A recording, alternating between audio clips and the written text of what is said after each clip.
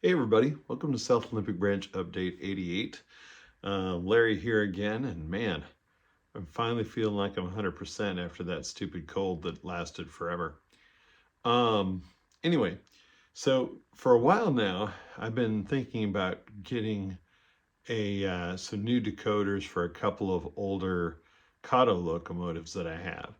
And I finally talked to my friend Nolan, and he was saying that I should probably try the new Blue Namis from Tsunami, and I had just watched a video on those recently as well, and I thought I don't really want to run my trains with Bluetooth, but there's some interesting stuff that comes along with that besides running your trains, and you can still run your trains with the traditional throttle. Maybe I shouldn't say traditional because our throttles today are a lot more sophisticated than the old ones. Anyway, like this TCS UWT 100. Anyway, so I got one of those and I installed it in this Kato locomotive, and it took me a bit of fiddling, but I'm pretty happy with the results. These Katos have ditch lights, so there was that to consider. And I was trying to figure out how to make all of that work the way I want, and I've got it working a way I want right now, but I've also got some options that I can do later for things that I haven't decided whether I'm actually going to do, like have the ditch lights alternate flash at grade crossings when I blow the horn. Anyway, this is, of course, my iPad, right? And I'm just going to swipe the function thing out of the way. And you can see this looks pretty much just like a basic throttle, right? Well, if you tap the little settings button down here, you get sound settings, light settings, speed settings. And one of the things that when I learned about this, that I thought was pretty cool and would be especially handy for me, would be the ability to basically really adjust the volume of the decoder on the fly. Because like a couple weeks ago when the Puget Sound Fremo group was set up at the Puyallup Spring Fair, I had my locomotives running there, could not hear them at all. Well, most of the time. Some of the fairgoers could occasionally hear the horn blowing, but most of the time people really couldn't. Anyway, so this allows you to change that on the fly. Now I understand there are some other decoders where you can go into the CVs and you can program on the main and all of that. I've seen some people cause some real messes by doing that. Not me, because I was too scared to actually do that, but other folks have. So anyway, I got this 21-pin Blue Nami installed on a decoder buddy in this locomotive. And one of the other things that this decoder has is something Tsunami calls, or Soundtrax calls, dynamic digital exhaust, or maybe it's digital dynamic exhaust, one of the two anyway. And what it does is it senses what kind of power the motor is, the actual motor of the locomotive is pulling, and it changes the exhaust tone and the motor sound for that. I want to demo that here in a minute. So the other thing you can do with this is you can go into light settings and just control it on here. And doing this, I have this on my phone too, the Blue Nami app. And I can tell you that this is one of the few things, direct train control, I do with my iPad on my railroad. You can also adjust speed and and all the CVs, and there are a lot of CVs in these. I'm still going to be using JMRI for a lot of stuff. As a matter of fact, I found that I had to reset the decoder when I was messing around with all this stuff, and going on the JMRI actually made that a little bit easier. Anyway, so enough of my rambling on. Let's run a train.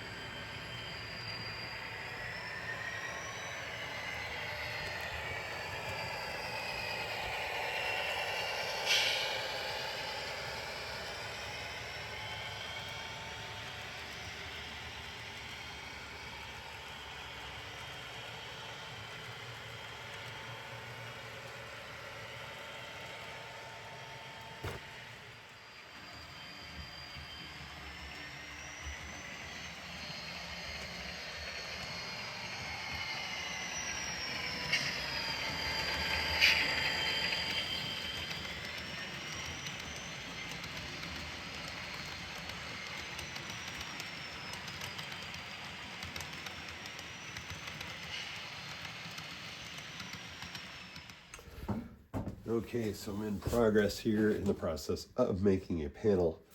I've marked out, I put a mark on this board 2 inches apart, and I'm going to be putting in 6 of these partially sunk in circles that are with my 1 inch Forstner bit here. And let's see, just have to find the little dot that I made and try to get my bit on there as best I can. I'm not laying these out for graphical use on a panel. I'm going to try something a little bit different down here. And this, since this panel is not attached to the layout, I'm going to afford myself some flexibility here.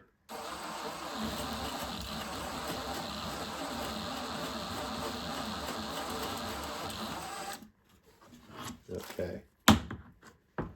And then I'm going to take my trigger. I don't think that's quite deep enough. I'm going to take my trigger, flip my trigger in there, and yeah, it's almost, but yeah, actually that one's good enough. I can leave that.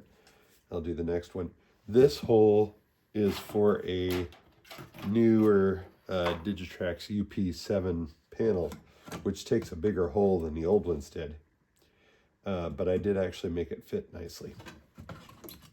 I kind of like the old ones a little bit better for installing, because you don't have to be so precise with the actually opening that you make. I accidentally, they put a couple of screws in here to hold the board in place, and those screws stripped out when I was trying to mount them in there, because I wanted to get them in there far enough that they didn't hang out, and then they broke off. So yeah, anyway, like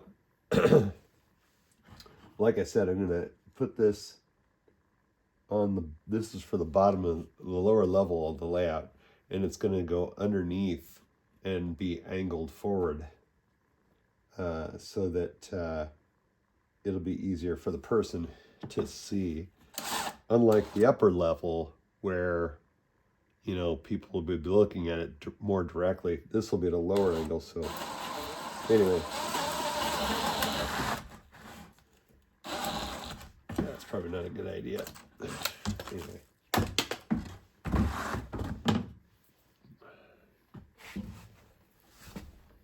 in each one of these for the touch trigger wire to go through. And that's just as simple as picking a spot and drilling. It almost doesn't matter where.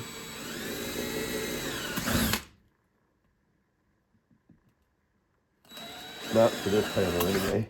Sometimes it does. If I was using a dual trigger touch toggle, I want to make sure the holes allowed me to position the toggle in a way that worked well for the lights. Or the trigger, excuse me. Yeah, oops. Okay. That's pretty ugly on the back. Okay, so when I put Plexi over the top of these things, it'll push that trigger down into place. And if the hole's too deep, I can put some tape or something behind it to kind of give it a to make the trigger a little thicker, which is why I'm not too worried about exactly how deep I go. But I've done enough of these that I've sort of gotten it. This one I might actually have to come back and do a little bit deeper. I can feel that the trigger is sticking out. That's annoying. But let's just test them all first.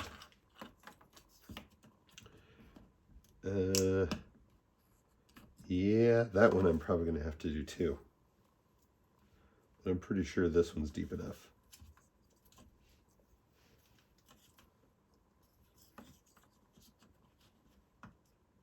Yeah, I think that one will be okay. And I need to like knock the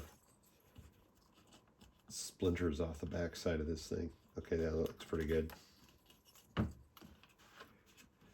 You don't really want them to be very loose, but you do want them to be in there. You'd like them to be about even with the wood.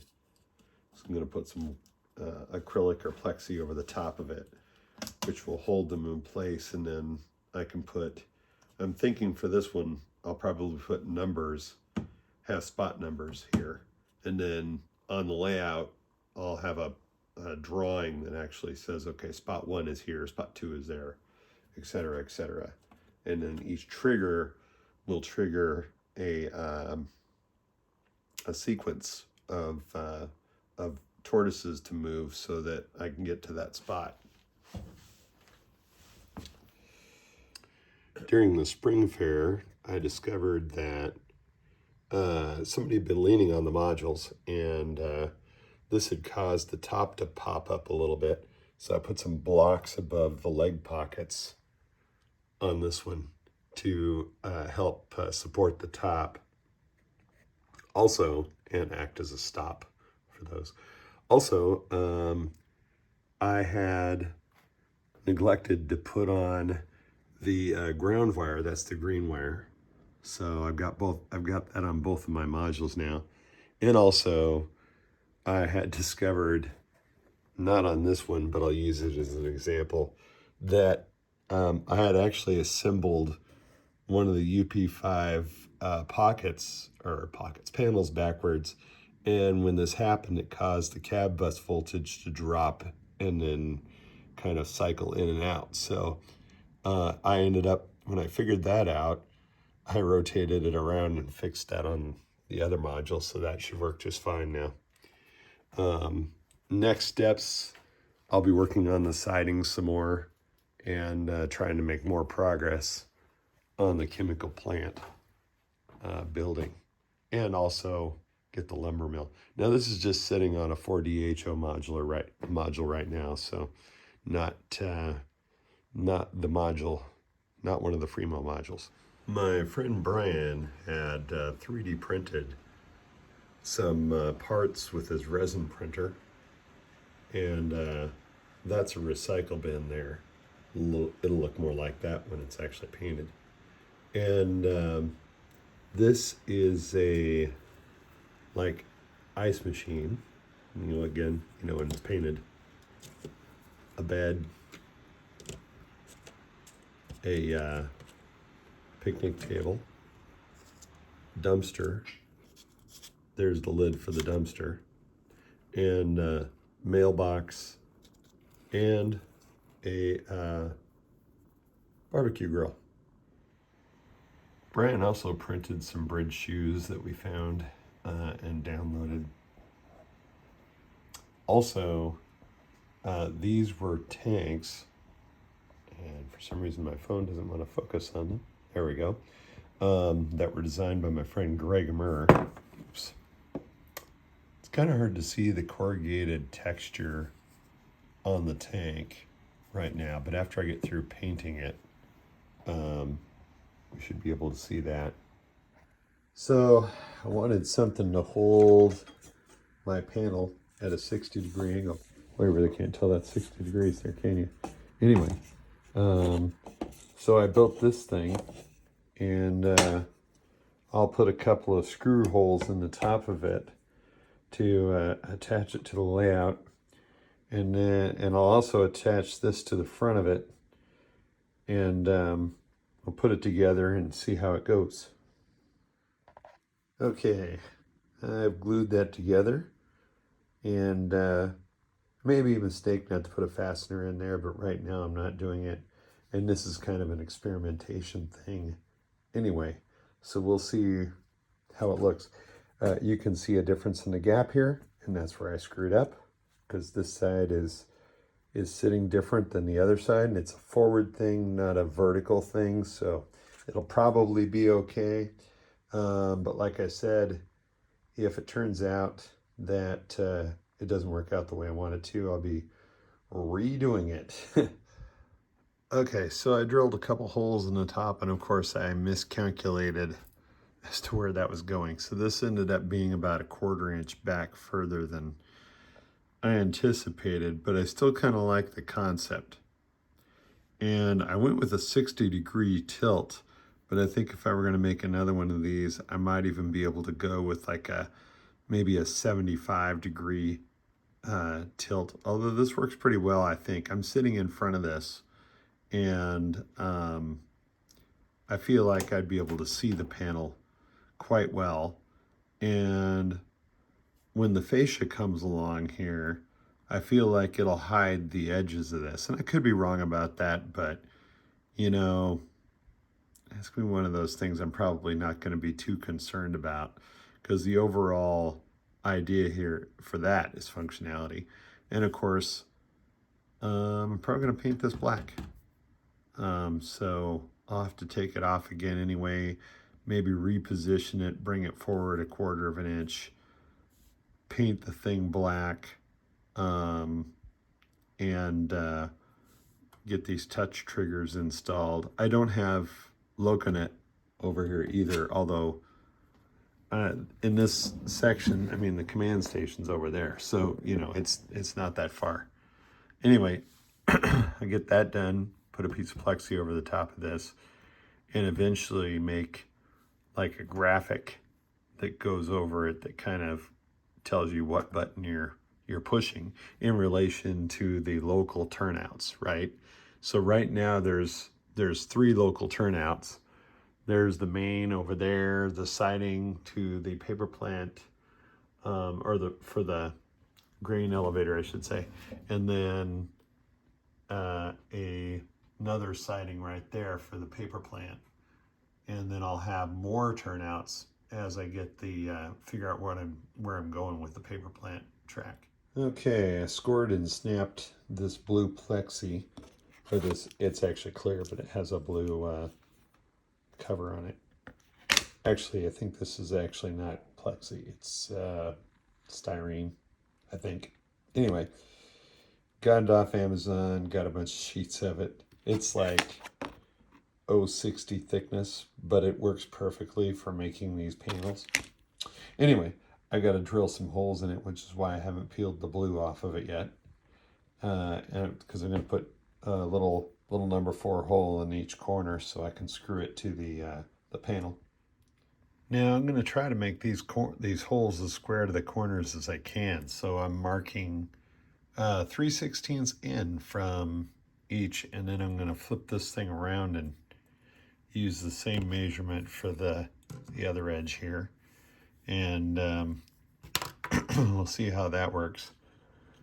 But I'll probably end up using my X-Acto to try to make a little divot where I want the hole to exactly be. We'll see how that works out. Now I'm going to try to make these holes as square to the corners as I can. So I'm marking 3/16 in from each, and then I'm going to flip this thing around and use the same measurement for the other edge here. And we'll see how that works. But I'll probably end up using my X-Acto to try to make a little divot where I want the hole to exactly be. We'll see how that works out. There's my little point, and where I want that drill bit to go. I'm just going to work on this and see if I can't get a starter divot going so my drill bit won't wander when I do this. Okay, let's see how this goes. See if my divot's enough to make it work.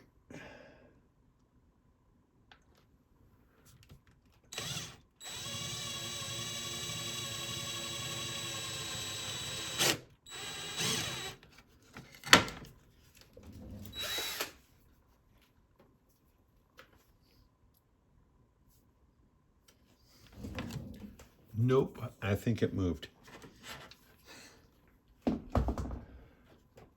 Let's see if I can make it a little bit deeper for the next ones. Round 2, let's see what happens. It looks like it's not moving.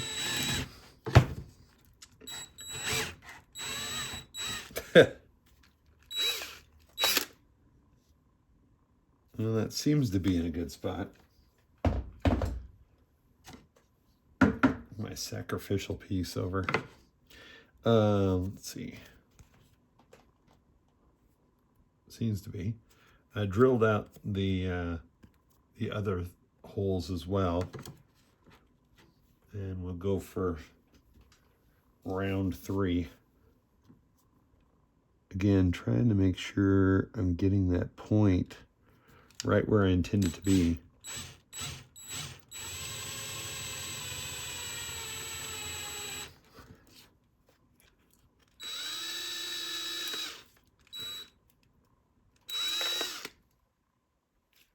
I don't know. I'm not sure. I took out my point when I actually drilled the hole here. I'm just going to do number 4 off camera. For my next trick, I think I'll put this in place and I'll like measure it and just make myself a line across the bottom of this. Randomly, I decided on 7/8. What am I doing here? Well, I'm just making sure that I have an even looking line for where I'm placing the Plexi, or I guess I keep calling it that, but styrene is what it really is, I think. Okay. Yeah, I got some number 4 screws here. They aren't super tight in the hole of the panel, just so that I can actually like have some place so I can move the panel around a little bit. But that means I need to switch to yet a smaller bit for these holes. Okay, let's peel the plastic off. Actually, let's stuff some touch triggers in there, just for fun. And of course, these will have to be connected to breakout boards and then onto the LCC electronics eventually. None of that stuff is installed yet. I kind of went the reverse on this one. Usually, as you guys have seen, I will do the electronics first, and then I'll go back and find a way to mount up a panel, but this time I wanted to do it a little bit different.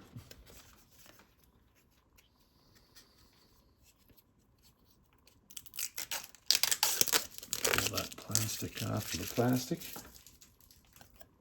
Protective layer. And yet satisfying when you get it done. All right, so that's a nice clear looking piece, isn't it? So I'll put it on there. Now, see how lined up I got.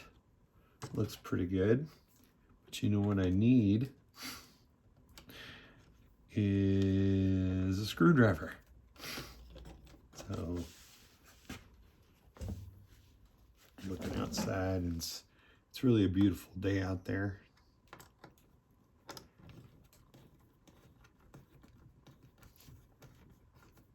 Let's see. But in a couple of weeks, I got to take a long drive up to Surrey, BC for the convention. So I was thinking I didn't want to do a bunch of driving today. And I've been really wanting to get this done. Thanks to being ill, I haven't really felt like it. This morning, I did I did some yard work, which has been sorely needed.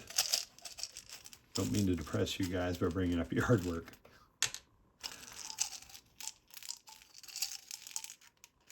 Yeah, I think the general idea of this panel is going to work out good. I like it.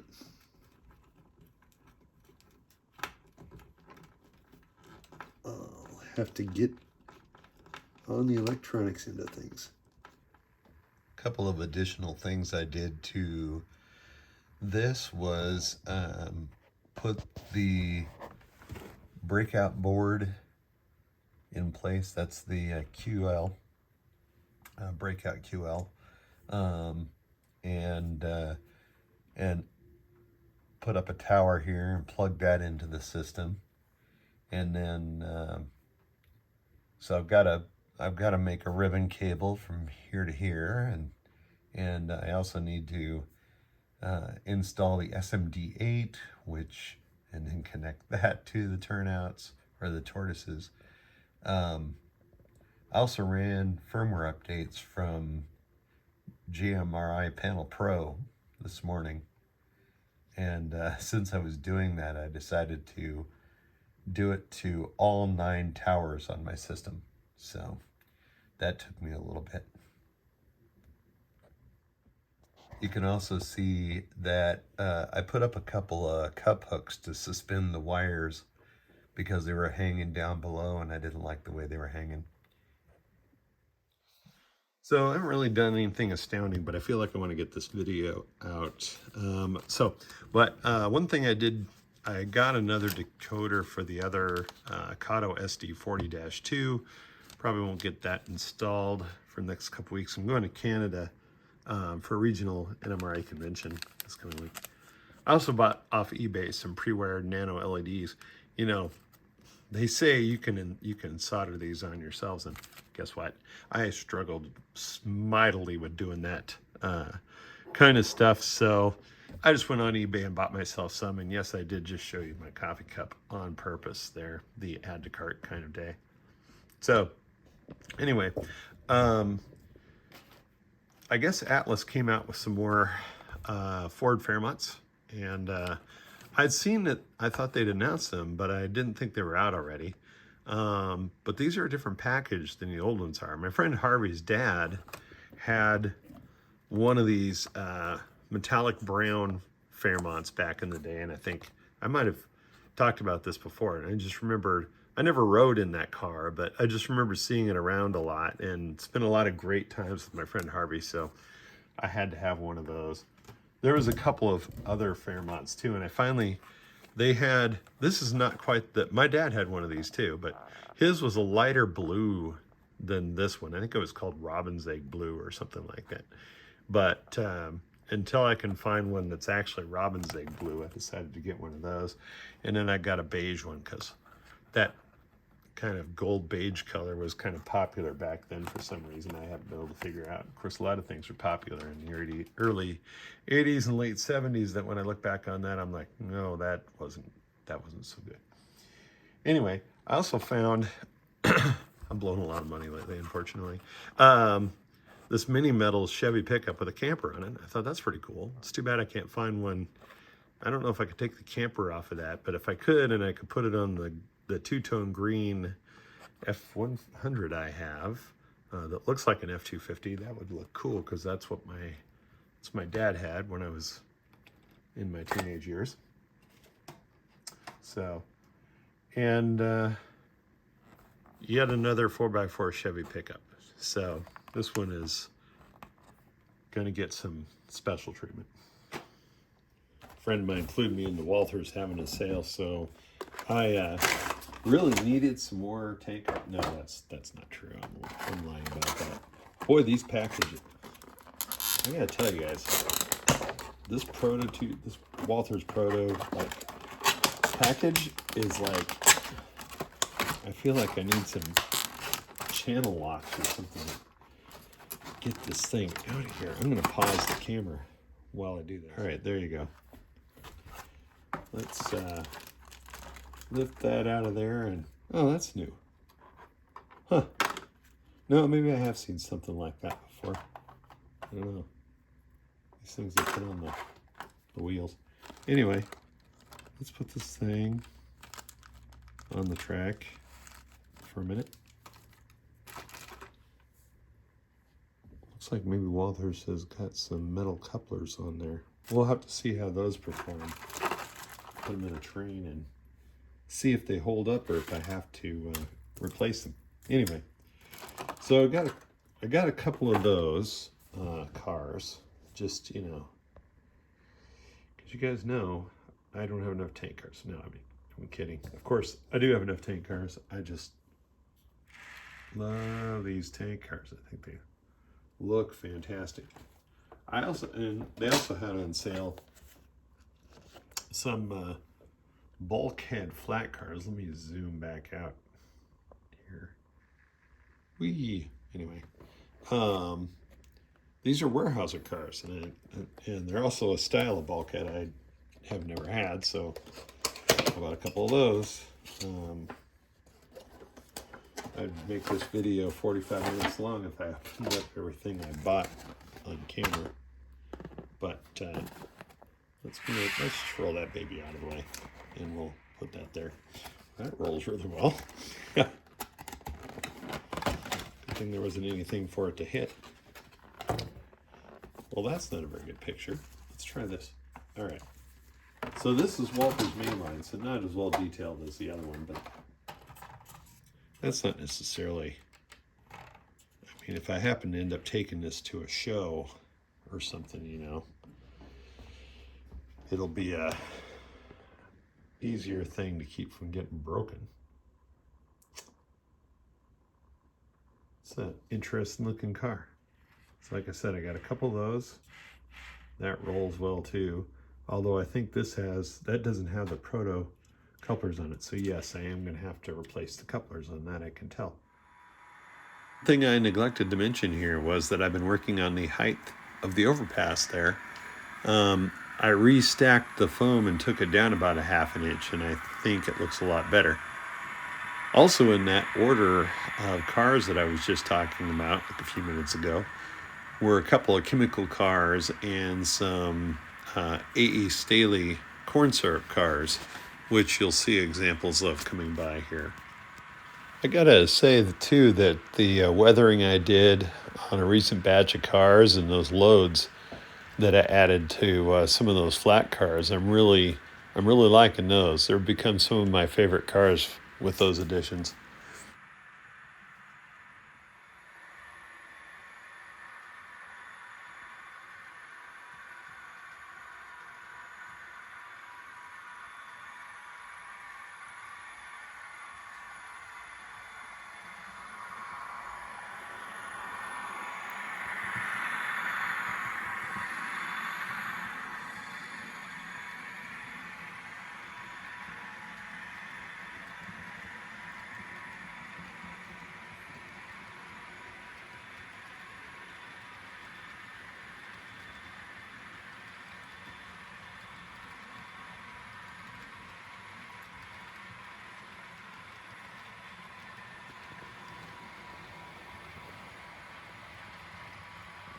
Well, guys, that's going to be it for episode number 88 of my South Olympic Branch Update series. Hope you all enjoyed this video, and until next time, take care and have fun with your trains out there.